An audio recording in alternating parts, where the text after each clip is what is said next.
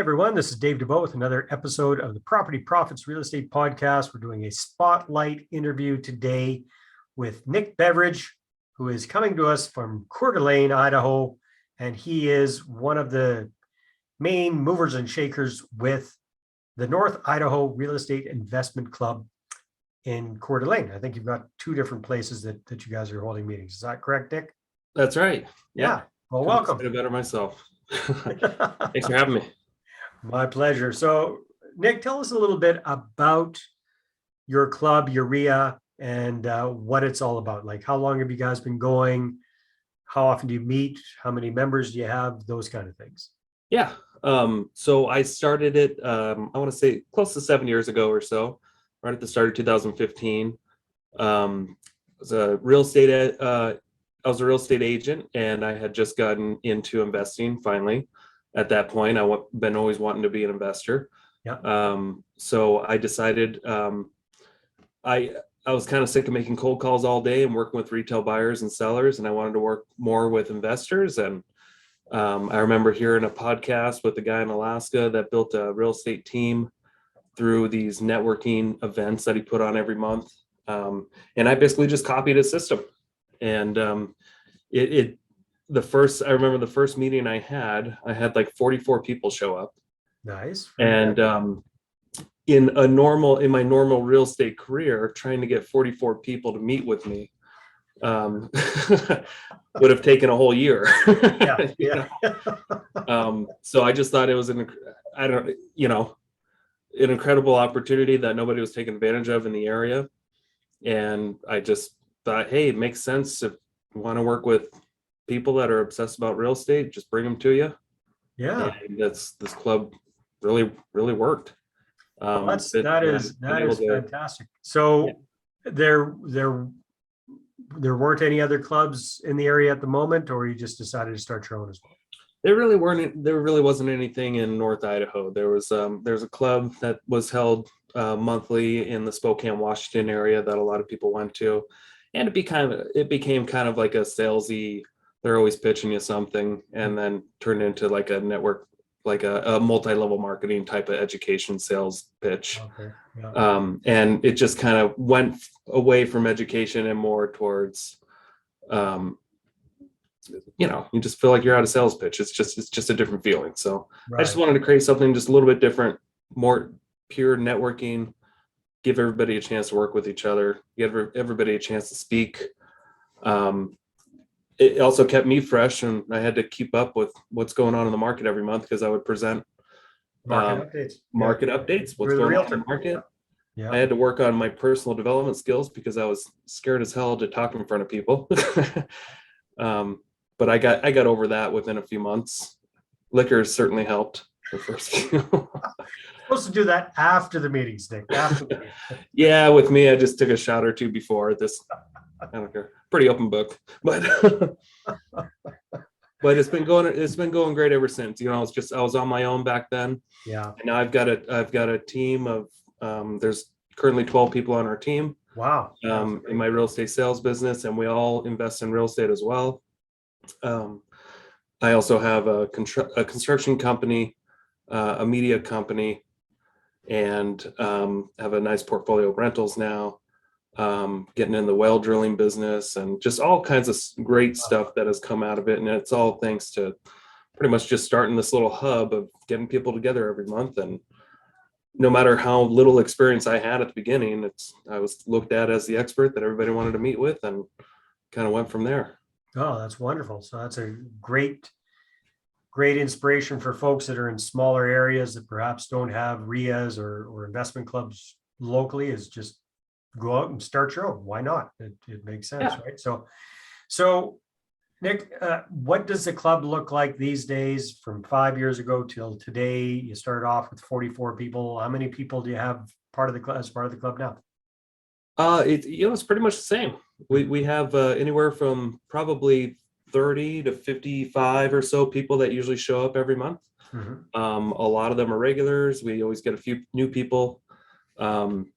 And over time, I've noticed for sure the first few months or the first year or so, there were a lot of rookies. There were a lot of people that inspiring investors that hadn't done anything. Mhm. And now the overwhelming majority of the people are investors. And it's just really cool to see some of those people that knew nothing and eventually were able to kind of build nice big investment businesses out of just constantly showing up and networking. Because I mean, Getting you're meeting inspired by with, seeing other people doing what they want to be doing. yeah. Plus, you're surrounded. You're in a room full of people that are going to help you out in one way or another. You're in a room full of wholesalers, seasoned investors, hard money lenders, contractors, title people, other conventional lenders, and um, I mean, you can almost do a deal just sitting in the room, just going from one person to the next. Yeah, no, definitely. And I think that's half the battle when you're new in real estate investing, is just getting to know people and coming to these events regularly just makes sense to me. So what, forgive me, because I'm not familiar with your neck of the woods, but what's the approximate population of your city or the area, the market? Yeah, the area, Yeah. around 100,000 or so. Okay, yeah, so Yeah. fairly small. Yeah, that's Mhm. yeah. So that must be fantastic having a hub where, it can be a lonely road to follow as a real estate investor if you don't hang out with other people that kind of get you. So I can see that being a huge Yeah. value there. Yeah, and Yeah, I think some people just have a false view on, working with other investors. Sometimes they see them as potential competition. right. So what's But your take on that, especially in a small town? in a small town, I feel like there's still plenty of deals for most people, and plenty of opportunity for partnership. And when you're doing multiple deals, you're going to run out of money, and you're going to want to partner with people. So I don't really believe that competition is something that anybody should worry about when they're starting out. Yeah, definitely. So it's like you said, it's a lot more about collaboration, that's for sure. So what kind of topics do you guys cover in your club? You meet once a month, you meet more than that? How does it work? And how do you come up with different ideas? Or do you kind of go through a set schedule every year? Yeah. So what I found that works pretty well is we start off, what everybody just kind of mingles, and everybody's talking. We start probably 15, 20 minutes late. Mhm. And then I tell everybody to shut up, sit down. Let's get started. Mhm. I'll introduce myself pretty briefly. And then I'll let everybody have a chance to stand up, and we zigzag around the whole room. And sometimes that can take easily a half hour, Mhm. just to stand up, introduce yourself, let us know why you're here and what you want to get out of this, and move to the next. Um, and that part I think is the most important part, Mhm. because then later, after we're done with the going over numbers and any guest speaker, there's another hour there where everybody can kind of then mingle again and Mhm. network and share contact info. So after that introduction, I'll pull up some opportunity. So like I'll pull up my website and show people that if you need analyzer tools or anything, you can download them here for free. I'll show them my podcast if you want to hear more, because I also interview a lot of people locally here. Mhm. The local seasoned investors, I try to get on my podcast and sit down and Smart. make it available for everybody to kind of easy access YouTube or iTunes or whatever they're using. Mhm. And then I'll go over a total market overview where I show what's been going on in the last 6 months. And sometimes I'll show that report as compared to like 6 months prior to that, and just kind of where the market's moving, and just try to educate people on how to study the numbers in sub markets, and try to get a little bit more specific instead of just what the market as a whole, and just try to get back to relate to, if you're working on a certain fix and flip or something, it might be a good idea to have this report for this area to see homes in the 5 to 600,000 range. How are they doing in Right. post falls, Mhm. So I'll go over that. And that typically doesn't take long, maybe 5-10 minutes, 10 minutes if there's questions. And then I'll bring up a guest speaker, who will talk about something to do with real estate. Mhm. And it's typically they're not selling a book. Usually it's an attorney talking about 1031 exchange, or it's a title company talking about the title process, or a lender just letting people know what's new in the lending world. And sorry, people are still I have a sign on the door and they're still interrupting. Let's see, where was I? Different people talking about different things, lenders, lawyers. Yeah. etc. Yeah. Yeah, so we'll have different guest speakers, or if we don't have a guest speaker, I'll do a case study on a deal I'm working on or completed. And then once that may take a good hour or so, depending on the speaker. Mhm. And then at the end of it, I'll say, hey, thanks for coming. We'll draw a name for the book. We also give away a book every month. I'll show you which one. I don't have a copy here. We have these the Millionaire Real Estate Agent or the Millionaire Real Estate Investor books, Right. and we give one away every night. And they just have to go on and give us a 5-star review on Google, or join us on Meetup, or something. subscribe to one of my YouTube pages or something like that, and then they have a chance to win a book. A lot of people over the years have won a book by now. So the only expenses is really like we pay for cookies and coffee and So it's a free club, is that correct? You don't it's charge? free. Yeah, we don't charge anybody. Mhm. I see it's marketing expenses for me as a real estate agent, but it's super low compared to most people. Yeah. Some people are spending 10 to 20 grand a month in marketing, Wow. Yeah. and myself, my team, we spend like $300 a month in marketing, and we do just as much business as some of the people that spend 20 grand. Yeah. Just because we're able to work with investors and keep overhead pretty low. So what would you say if somebody's watching this and they're not part of a real estate investment club, they're kind of thinking about joining one? What would you recommend? What are the big benefits? We've talked about it a lot already, but in your mind, what would be like the top 3 benefits of being part of a real estate investment club? So one, just to kind of get inspired to do something. Mm-hmm. 2, networking with people that you're going to have to work with anyway. You're going to have to almost always, you're going to have to work with the real estate agent. Mm-hmm. You're going to have to work with somebody in title. You're going to have to work with some sort of lender. And a lot of the times you could get deals from wholesalers. So getting to know these people is pretty important. It's kind of almost like an instant team power team right there. Yeah. And I think, face-to-face meetings is a lot better than just calling people over the phone. Yeah. And introducing yourself that way. I think there's something to be said about that. I think there's nothing that really kind of replaces a face-to-face meeting. Yeah, definitely. Somebody wanting to potentially work with you. Yeah, that makes a lot of sense. Yeah. So those are the big reasons. Just get inspired, get to know people. That way you can actually do your job. Yeah. People want to Now, invest. what would be like your favorite member success story so far? Like the one that pops to you in your mind first. There's been a couple. I remember this kid. It was super young when he started coming to my meetings, maybe a year into me doing this. Mm-hmm.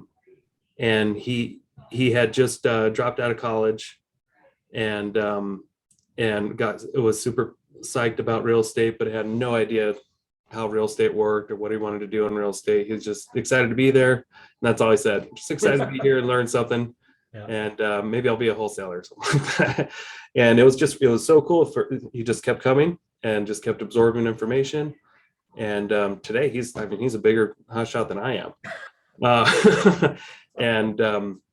So it's not just him. I knew another guy that came in maybe a year after him, and he became a millionaire. This other guy within like 2 years of working in real estate, and was able to move to Florida. And he built up a net worth of like $12 million just in a very short amount of time and he started just by showing up to the club, said he's working on a wholesale deal. He just made $6,000 by knocking on doors.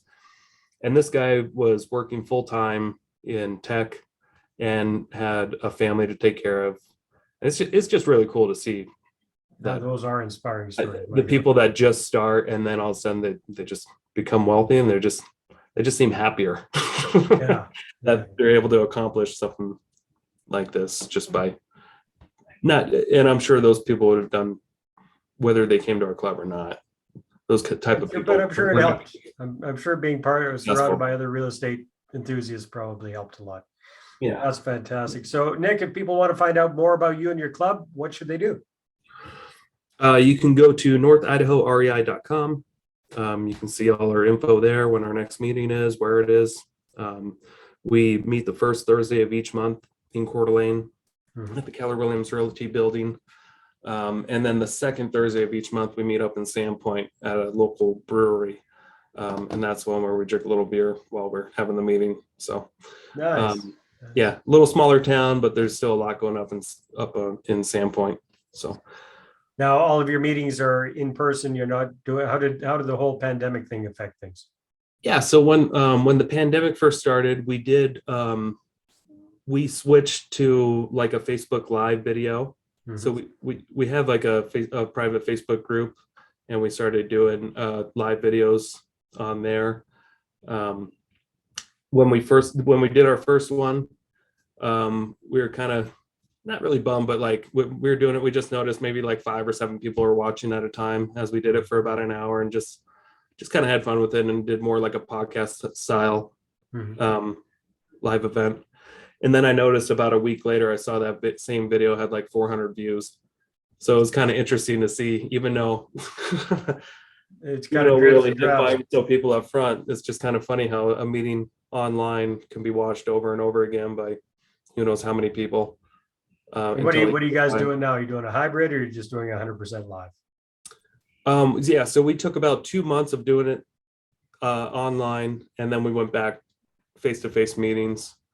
We're in North Idaho. We're all about freedom, and you can have the choice if you want to get sick or not.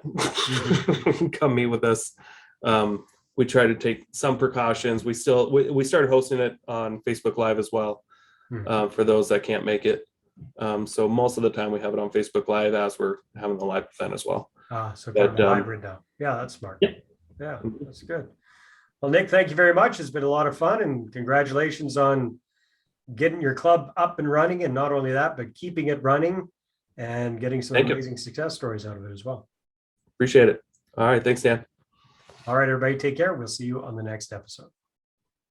Thanks for tuning into this special Spotlight episode. Now, if you're a real estate investor and you're looking to find private money partners and raise capital for your deals, then check out moneypartnerformula.com. You can get a free copy of my book. You can find out how to raise 6 figures or more in 6 weeks or less. Again, that's moneypartnerformula.com.